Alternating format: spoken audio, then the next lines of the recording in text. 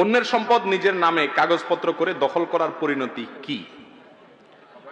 খুবই গুরুত্বপূর্ণ একটি প্রশ্ন ভাইরা আমার।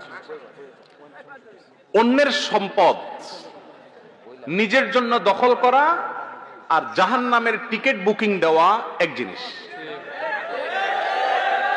রাসূল করিম সাল্লাল্লাহু আলাইহি সাল্লাম বলেছেন, এক বিঘত সম্পদ যদি কেউ কারোর আত্মসাৎ করে, কিয়ামতের ময়দানে আল্লাহ রাব্বুল আলামিন তার গলায় 7 তবক জমিন ঝুলিয়ে দিবেন, ধসাতে থাকবেন তাকে।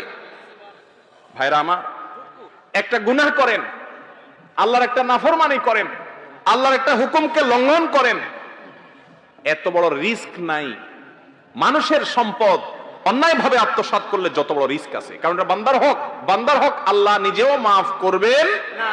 আর কিয়ামতের দিন দুনিয়াতে যদি কারোর সম্পদ আপনি আত্মসাৎ করেন, কৌশলে নিজের নামে লেখায় নেন, আইল